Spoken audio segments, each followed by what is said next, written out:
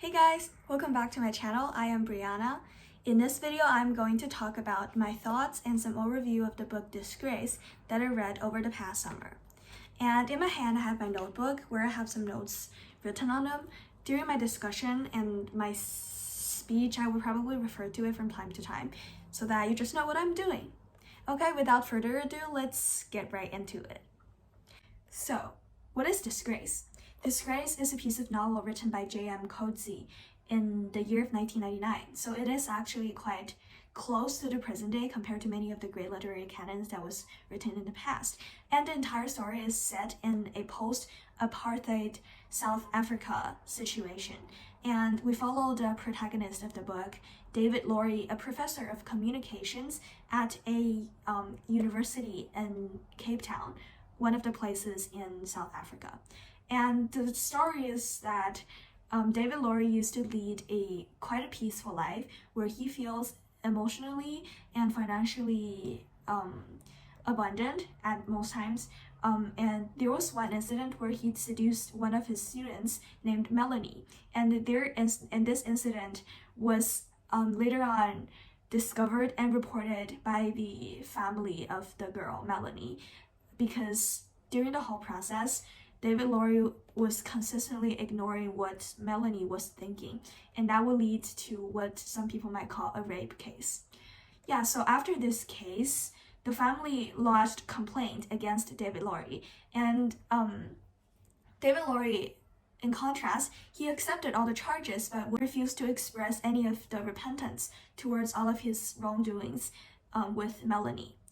As a result of this, he was forced to resign from the university, and he fled Cape Town to reside with his daughter, Lucy, who was living on a farmland at a rather rural place. And at Lucy's place, David was reduced to a state of being able to do nothing. So he helped with Lucy's farming, all kinds of work related to her life. But one afternoon, they were attacked violently by a group of local people, and during the process, David Laurie had his hair set on fire, and his entire body was burned pretty heavily, and he ended up having all bandages around him and recovering for a long while. At the meantime, his daughter Lucy was raped in the other room, which was a very sinful crime and misfortune to her. This entire violent incident only estranged the father and the daughter furthermore, given that they weren't able to exactly bond very intimately with each other, and Lucy was insistent on leading her life independently without too much interaction and intersection with her father. So after this incident, David Laurie felt disgraced, obviously, and he actually went back to Cape Town once again, only to find that his old apartment had been trampled, had been destroyed, so that he only returned a couple of weeks later back to his daughter Lucy's farm, and they began living together again. And only is after this that David Laurie found himself working as a volunteer at an animal shelter, where he was responsible to put down diseased and unwanted dogs before they die. Yeah, so that is basically the entire story, and several thoughts I have on the story are the following. First of all, it is very interesting to see a kind of a parallel structure between two sets of people. The first set of people is where David Laurie had committed some not glorious things on the student Melanie, and Melanie's entire family has been suffering from it ever since. And another group of people is Lucy with her father, as well as the trespassers at their house, which also involved a rape case.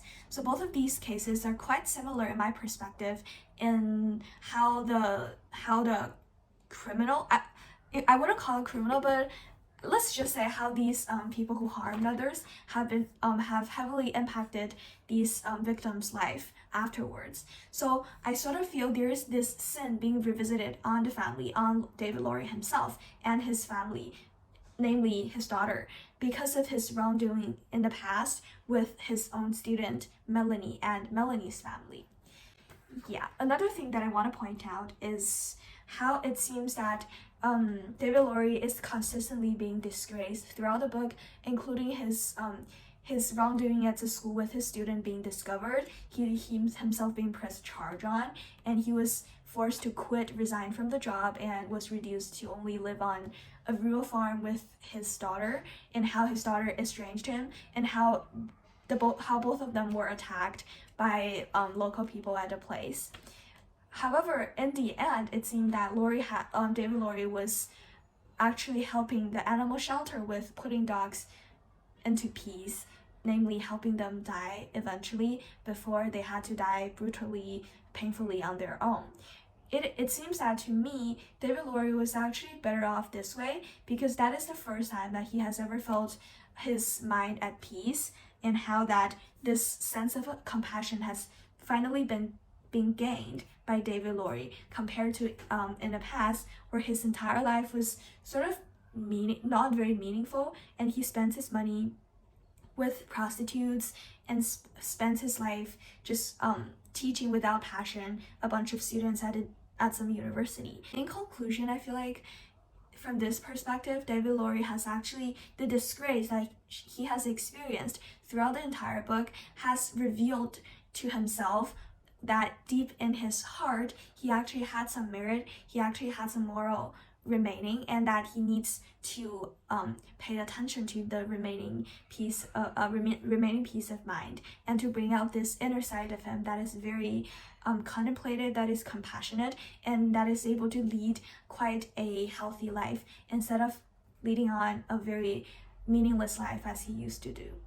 Yeah, so these are some of my thoughts regarding the book, and overall I feel like this book is very shocking and impactful, because it is nothing of a light topic, and you feel that as you're reading it, sometimes you're just struck by how heavy and serious the entire issue is. And yeah, it really inspires a lot of thought in me, and I believe if you want to read it, you will be impacted a lot as well.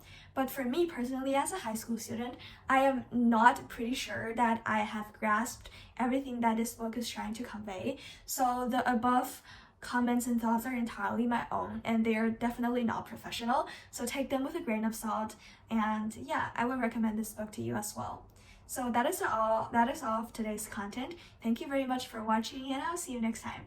Bye.